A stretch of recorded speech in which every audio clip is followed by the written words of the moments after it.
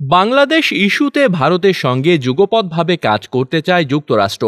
এছাড়া বাংলাদেশে অন্তর্বর্তী সরকারের প্রধান উপদেষ্টার দেশে নিরাপত্তা পুনরুদ্ধার এবং সংখ্যালঘু সম্প্রদায়ের সদস্যদের সুরক্ষার পদক্ষেপের স্বাগত জানিয়েছে যুক্তরাষ্ট্র। 14 আগস্ট বুধবার ওয়াশিংটনে মার্কিন পররাষ্ট্র মন্ত্রণালয়ের ব্রিফিংয়ে পররাষ্ট্র মন্ত্রণালয়ের উপমুখপাত্র বেদান্ত প্যাটেল এ তথ্য নিশ্চিত করেছেন।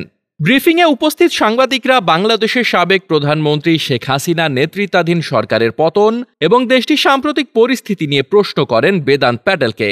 জবাবে পররাষ্ট্র মন্ত্রণালয়ের এই মুখপাত্র বলেন, এই ইস্যুতে আমি এখন বিস্তারিত কিংবা ব্যক্তিগত কূটনৈতিক আলোচনায় যাব না, সেই সুযোগ নেই। আমরা চাই বাংলাদেশে যাবতীয় সহিংসতার অবসান এবং জবাবদিহিতা ও আইনের শাসন নিশ্চিত হোক।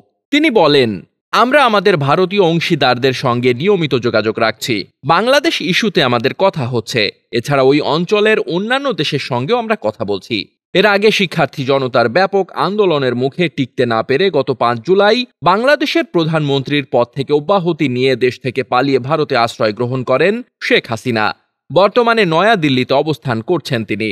শেখ হাসিনা দেশত্যাগের পর ইতোমধ্যে একটি অন্তর্বর্তীকালীন সরকার গঠিত হয়েছে। বাংলাদেশের নোবেলজয়ী অর্থনীতিবিদ ডক্টর মোহাম্মদ ইউনুস সেই সরকারের প্রধান উপদেষ্টা।